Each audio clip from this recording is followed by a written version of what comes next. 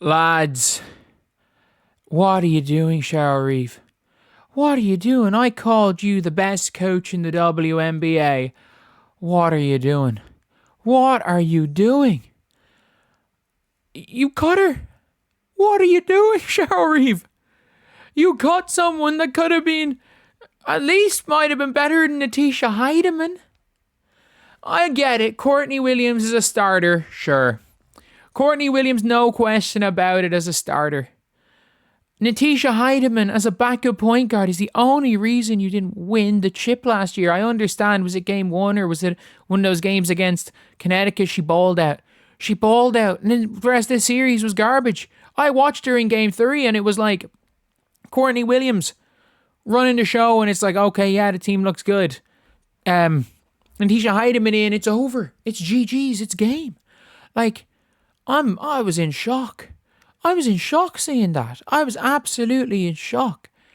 But with that being said, I gotta say, you had somebody in that could have played a bit off the ball.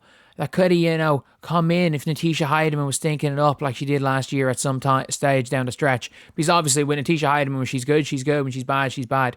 You had Grace Berger. So you kept her, you cut her to keep Elisa Peely. What does Elisa Peely do? She's 5'11" centre who can't move laterally and just hits jump shots. If you wanted a 5'11" player to hit jump shots, then why did you get rid of Rachel Banham 2 years ago?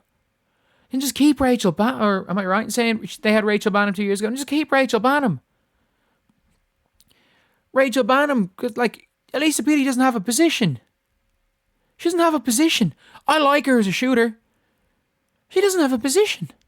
I don't care that she's a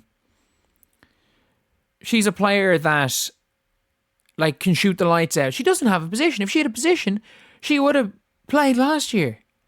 And not only that, you got Diamond Miller coming back in as a wing. So Elisa Peely's behind Diamond Miller now in the pecking order. And I understand. Badgian's better than her.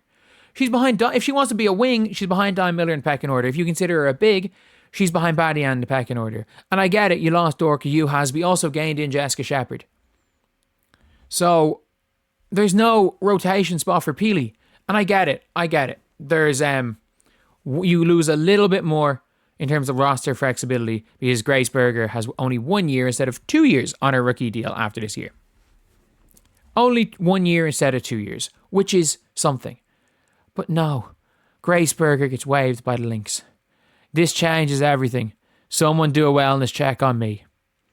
Well, I'm telling you guys, if I was not on my way to my parents an hour and a half ago and I looked at my phone, the Lynx still have no new guards. Like, what are the Lynx doing? Why do they have 7 players for the same position? Like, why? Like, I understand Kosu's not going to play, but what's the point of keeping Lisa Peely to sit in the end of the bench? Like, who's going to play? Is Carly Samuelson your backup point guard when the going gets tough? You're one injury away from Carly Samuelson at point guard. Who I like Carly Samuelson, not a point guard. I'm not joking, you are one injury away from Fee Collier at point guard minutes. You're an injury away from Kayla McBride at point guard, Bridget Carlton at point guard. Like, are we serious? And you are about 4 injuries away from Elisa Peely being in the rotation. You're about 3 to 4 injuries away from Peely being in the rotation. Whereas at the guard position, you're 1 injury away from Fee Collier point guard minutes.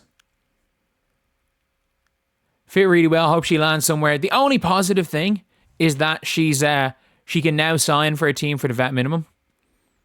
After being waived, she can sign for a team for the vet minimum, so she's a more favourable contract. Indiana, you can bring her back in like a month. Maybe you didn't expect any team to pick her up and you're going to bring her back. But you can bring her back in a month. It's not too long. If anyone in their right mind who's choosing Jaylen Brown over her, I get it. Jaylen Brown didn't look horrifically awful in 1 of 3 preseason games. She looked pretty bad. Like, she looked good defensively against Brazil. She looked horrendous against Washington. She airballed 2 jump shots against Washington, Jaylen Brown. There's no excuse. People are like, Breanna Jaylen Brown. She doesn't fit a positional need. She doesn't fit any sort of a need for the team. At least Grace Berger fits a positional need because she's better than Sid Colson.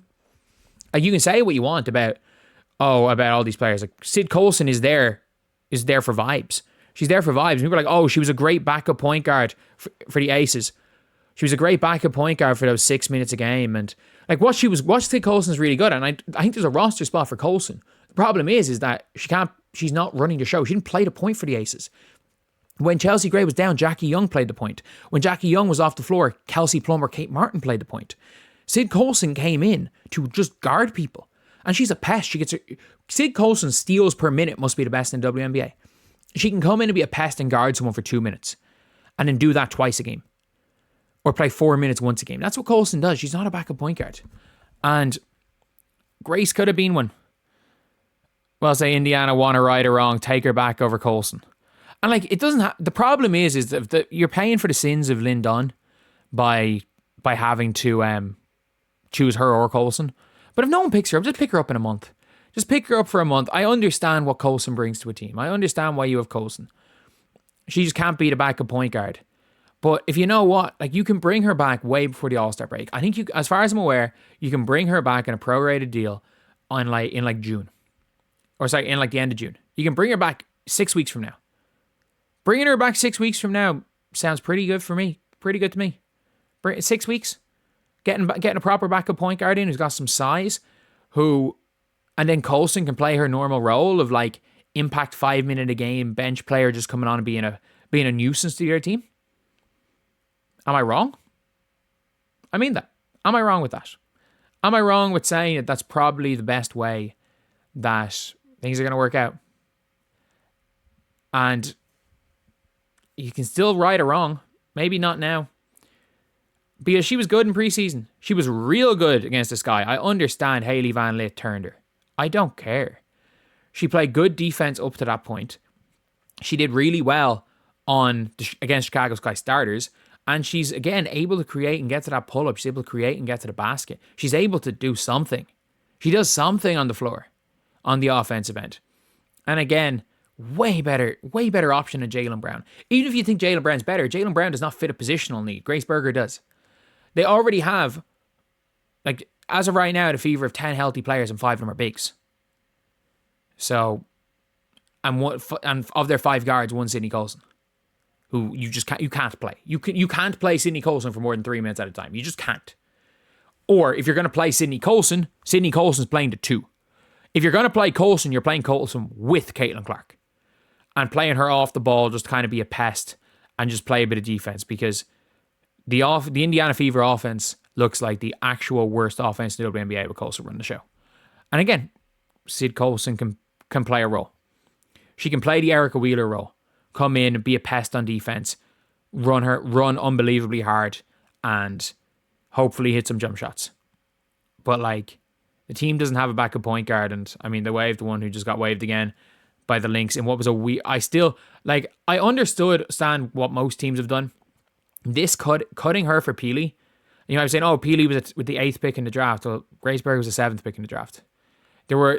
And this one, them getting rid of a similar player who's more of a positional need, and Amiher cut from the Valkyries. The Amiher one makes a little more sense because of just in the general what Kiara Linskins can do. But that doesn't make much sense either. I would have just got rid of Steph Talbot. It's not like Steph Talbot did much for the Sparks last year. She was a bench player for the worst team in the W. So yeah, that's pretty much it. I'll see you guys.